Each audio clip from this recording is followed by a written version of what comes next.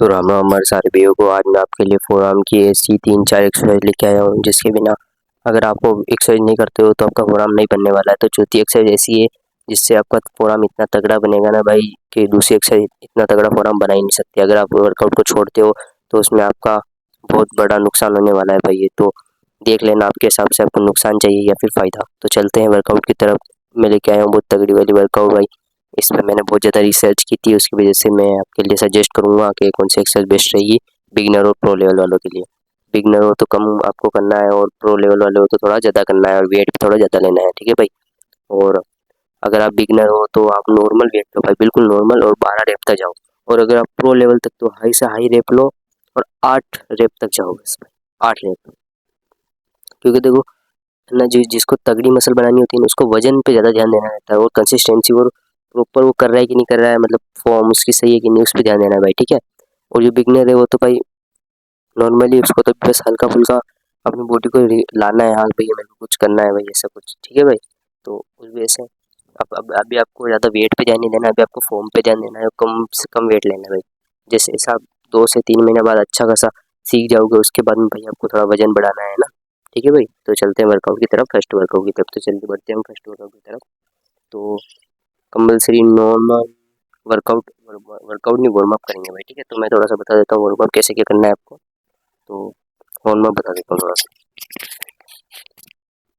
तो पहले अपन को कुछ इस तरह से करना है, इस तरह से कोई हाथ को रोटेट करना है अच्छे से 5 से 10 मिनट तक अच्छे से भाई। मैंने तो पहले कर लिया है, मतलब मैं बता रहा हूँ। फिर उल्टा रोटेट करना है, फिर ऐसे करना है, इसको अंदर लेना है बार बार में, ऐसे कुछ इस तरह से, फिर ऐसे बाहर ले जाना है, फिर ऐसा आगे लाना है, ऐसे कुछ इस तरह से। इससे आपको 5 या 10 मिनट करना है टोटल सारे वार्म अप को, जिससे कि आपका वार्म अप हो जाए, अच्छी मसल आए, अच्छा पंप आए भाई, ठीक है। मसल मतलब आपको फील हो। तो बढ़ते हैं फर्स्ट वर्कआउट की तरफ। तो आपको इटरेनिंग या फिर डम्बल लेना है, उनको कुछ इस तरह से रखना है और इस तरह से घुमाना है, कुछ इस तरह से अच्छे से घुमाना है भाई, मजा आ जाए जब तक इतना दर्द नहीं होना। दर्द होने लग जाए उसके बाद में 5 से 10 मिनट तक आपको घुमाना है, एक सेकेंड तक, जब तक आपके हाथ से डंबल नहीं छूट जाए करते रहो, तभी मसल बनेगी।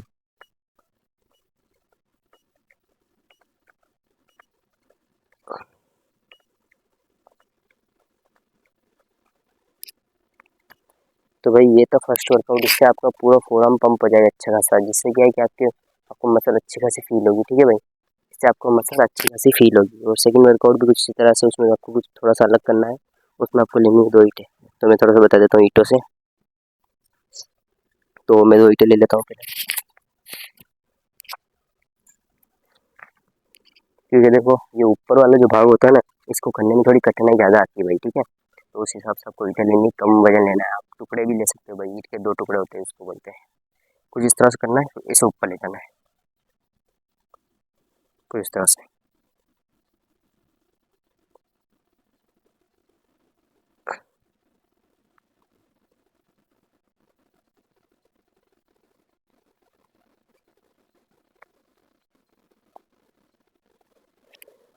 ये था आपका सेकंड वर्कआउट। इसको आपको अच्छी तरह से करना है भाई, बिल्कुल फॉर्म पे ध्यान देना है, ठीक है। थोड़ा टेढ़ा भी हो तो चलेगा, मतलब फॉर्म पे ध्यान देना, अच्छे से करना है। फील होना चाहिए, यहाँ पे आपको दर्द होगा इतनी इतनी जगह में।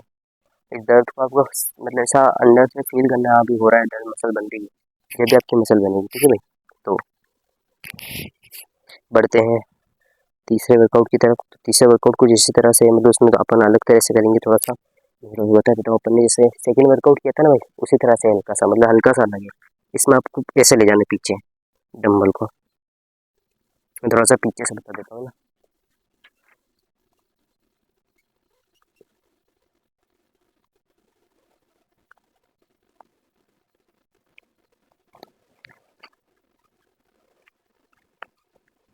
तो आपको कुछ इस तरह से करना है। और अपने कपड़े वगैरह ध्यान रखना है, कपड़े वगैरह गंदे हो जाएंगे तो घर वाले भी धोएंगे आपको, इसलिए भाई पूरा फॉर्म पे ध्यान दें और अच्छी तरह से करें। ये 3 वर्कआउट थे, और एक वर्कआउट सबसे लास्ट वाला है जो भाई बहुत प्रो लेवल वाला है भाई, इसके बिना आपका नहीं बनने वाला है फोरआर्म। तो भाई बहुत तगड़ी वर्कआउट है, चौथी वाली, जो मैंने बहुत रिसर्च करने के बाद में मुझे पता चला, हाँ भाई ये वर्कआउट बहुत तगड़ी वाली भाई। मतलब नेक्स्ट लेवल वर्कआउट है भाई, क्या कहूँ मैं, इतनी तगड़ी वाली भाई। तो ये वर्कआउट आप कीजिए और तगड़ा अपना फोरम बनाइए। तो मैं थोड़ा सा बता देता हूँ, आपको सजेस्ट कर देता हूँ। कुछ इस तरह से आपको फोरम पकड़ना है भाई, ठीक है। इस तरह से फोरम के इस तरह से डंबल पकड़ना है आपको, और इस तरह से ऊपर ले जाना है, इस तरह से लाना है, ठीक है।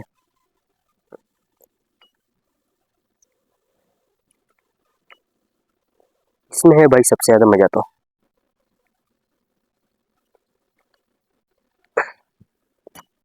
तो भाई ये कुछ 4 वर्कआउट थे, इनको आप कर सकते हो, अपना तगड़ा फॉर्म बना सकते हो भाई। चौथी वर्कआउट को मत भूलना, क्योंकि चौथी वर्कआउट के बिना भाई आपका फोरम भाई नहीं बनने वाला है।